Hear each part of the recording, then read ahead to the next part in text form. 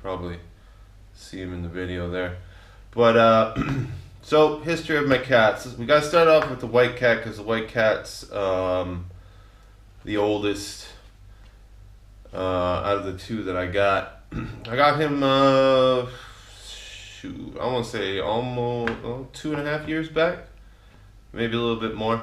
And so really relaxed cat.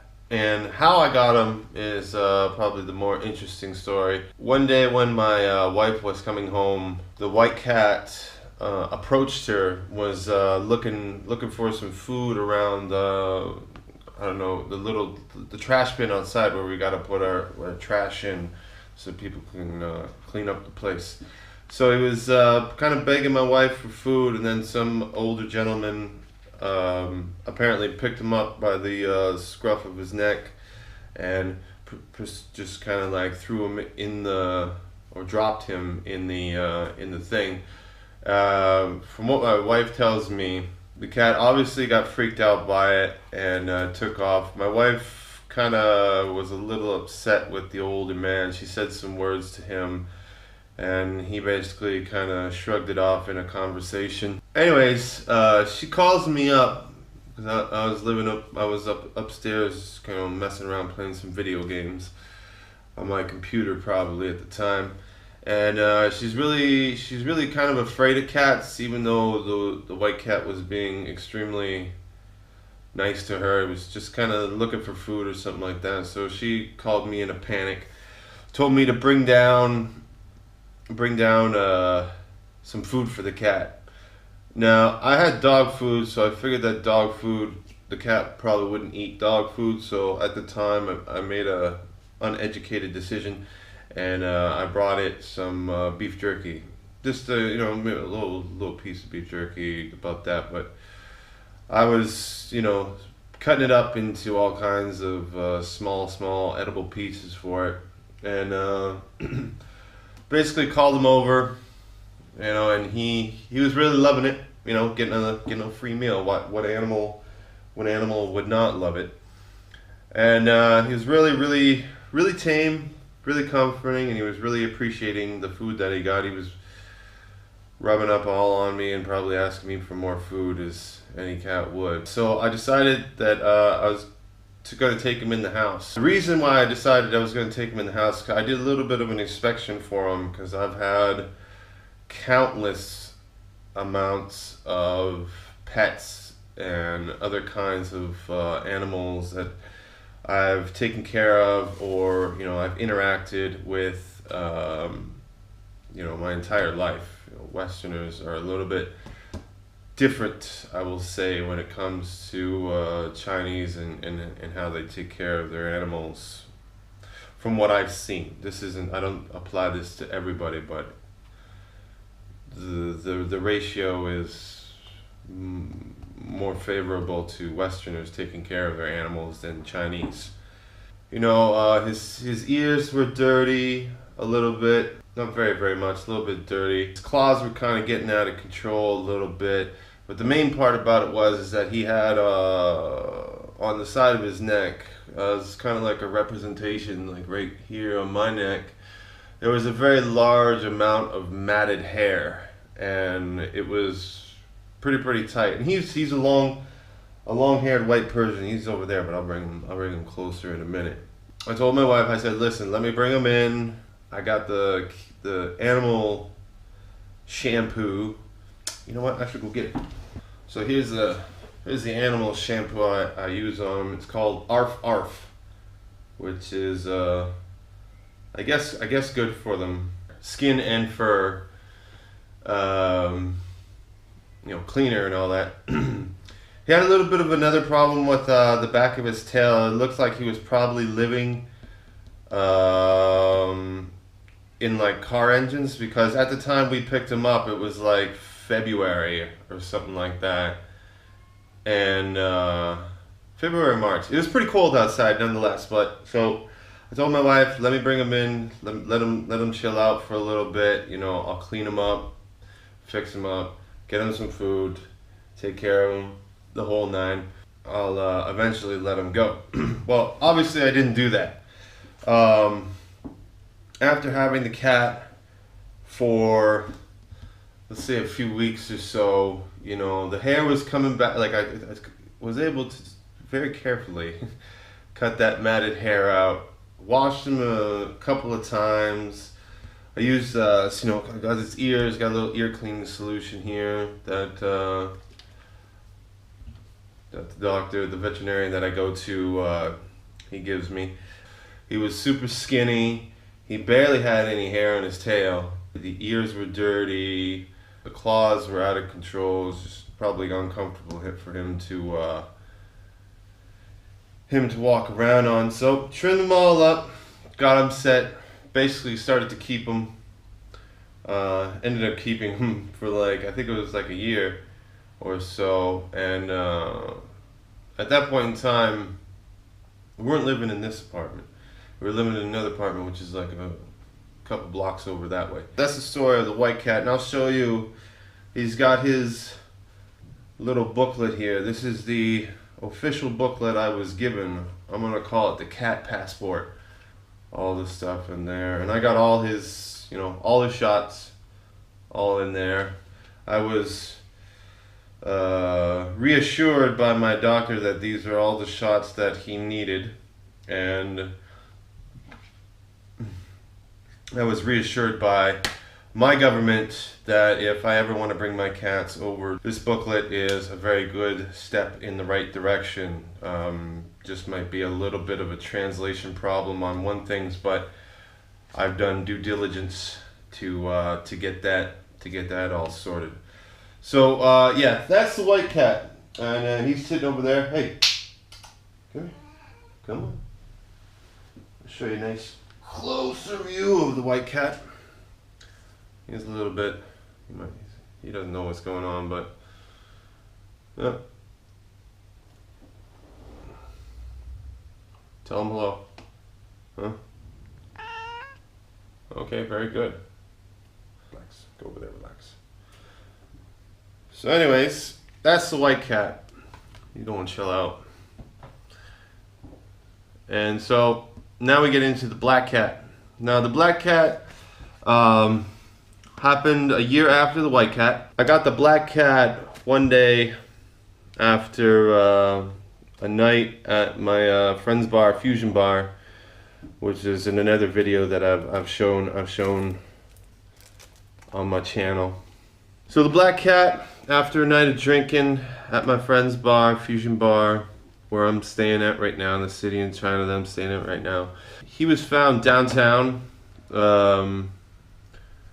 and it was kind of crazy because like I was walking home, you know, I decided to stop drinking for the night to go get a taxi, and as I'm walking I hear this small cat meowing somewhere in the distance from me. Now where I picked him up, there's a lot of construction going down. They're building a subway in behind one of the main malls in the city, and so you know, he came right up to me, pretty much looked right up at me, and just probably was begging for food because he's pretty skinny at the time.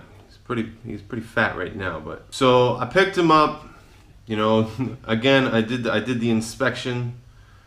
You know, checking his ears, checking his mouth, his teeth, and all that. You know, checking his tail, seeing if he's a boy or a girl. You know, looking for any signs of maybe some sort of skin disease or some sort of whatchamacallit, like the bugs or fleas or ticks or anything like that.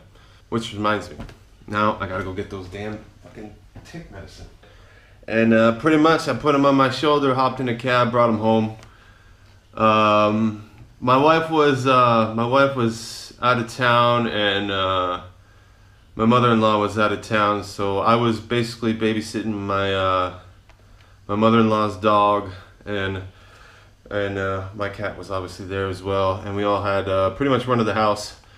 Now he was pretty skinny at the time, but you know, bringing him in, they all got along really well. They all kind of enjoyed each other's company. They're playing together and all that. You know, the cats and dogs alike. And the dog I got's golden retriever. So black cat, he's also got his own little booklet here, and he's got all his paperwork, all his shots and all that, all done, just in case I want to bring him back to my country. Obviously, you go on like the eBay of China's Taobao. I picked up these things. Keep them clean. I got the ear cleaning solution. I got the bug ear cleaning solution for them. I got the soap and all that, and I've just been taking care of them. Just as long as I've had them. I don't plan on giving them up, even though I did say that I wasn't going to keep them in the first place to my wife. It was just they just worked out together. You know, they didn't hurt anybody. They, you know, maybe, well, not maybe, they did destroy some of the more expensive furniture that we have in here, particularly the leather furniture that we own. But I wasn't going to let them go to my new house without having their front claws taken out. So both of them got their front claws taken out. Probably not happy with me about that. But other crazy stories with these cats is one day while I was living in this apartment, my white cat got outside. It was my mistake. I wasn't paying attention to him. I didn't think he would be that slick, but he's a little white ninja, I guess you could say that. And so he got outside for 10 days, and this was in the wintertime. And I was searching for him for a long time, day and night, more night than anything. So I would be going from, you know, this window behind me to the bedroom window on the other side of the building, and I would be, you know, doing my little calls to him that he would know. And I would also be taking handfuls of food and just kind of like dropping it down on the small amount of grass and bushes that were there, just to get his food scent out in the air, so that maybe he could realize staying around this area would be a good idea. That was a shot in the dark, to be honest with you. It was a complete shot in the dark. I didn't really think anything of it. But the day I found him, it was nighttime, about 11 o'clock, and I recognized another cat's call. Because a lot of the cats around this neighborhood, a lot of the stray cats, they're always out and about, screaming at each other and all this stuff, or you know, doing what regular cats would do. And ended up hearing him, and I called out to him. He answered back. I literally kind of flew outside and downstairs. I didn't even have time to put on. I just had shorts and a t-shirt and my sandals in winter. There's no such thing as winter in this city, as far as I'm concerned. So anyways, I picked him up, and he had some injuries that were not able to be fixed as well, because some point in time, I don't know how, but his right back foot somehow got completely crushed. And when it got crushed, I don't know how it got crushed, but it only got crushed maybe around where the tips of his toes are, but it literally popped out every single nail in his toe, and now, like, instead of a cat paw being a little bit rounded, it's more flattened. Bringing him back to the veterinarian where I got all my other products that I got for the cats. He said, you know, it's too small to even think about fixing. If he's okay and he's walking around on it, pretty much just got to leave it with that. Eventually it'll be okay. And I agreed with him. I knew that, you know, even in a human foot, it's very difficult to fix the toes, because the toes are so very, very small. It just needs time. I was fine about that, but yeah, 10 days he was outside on the trot. I ended up finding him with another cat, which I believe is probably female because they were in pretty close proximity. Another funny story I have about my cats is their names. Now, when I originally got them, I didn't give them a name, but my Chinese family wanted to call the cats Bai Mao and He Mao, which is just essentially translates into black cat and white cat. But I wasn't really kind of satisfied with, such a basic name that they gave them, and frankly, it's not their cats to begin with. But I also understand that they wouldn't be able to say, the English names that I would give them, because I thought of I thought some different names for my cats. So I like the movie, what's it called, Lord of War. And in the movie Lord of War, they would mix gunpowder and cocaine together for the unfortunate people that are forced to fight in the African continent. And so I figured that I would call them Brown Brown. And the only time I call them Brown Brown is whenever they're having their little cat fights between each other. Other than that, if they're just chilling there normal, I would literally call the white one Cocaine and I call the black one Gunpowder. And just because I think they're more entertaining names, and they've had a much harder life than some cats that I know, but they've also got a much better life now than most cats that I know living in China. See my black cat, because I didn't want to pick him up. I thought this was too funny. He usually likes to sleep like this. What's going on, bud? What's going on? Alright, there you go. That's your 5 seconds of fame right there. Don't look at me that way.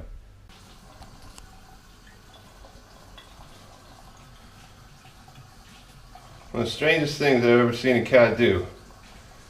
He's curious about the concept of water. He don't like taking baths, but for some reason, he loves to just touch it, look at it, drink from it. If I would leave this sink running all day, he would just be playing with this little stream of water all day. You're strange, man. Alright, that's gone. That's right, it's gone. It's gone. Right? What happened to it? What happened to it? You're okay. I know. Don't touch you if you're playing with the water.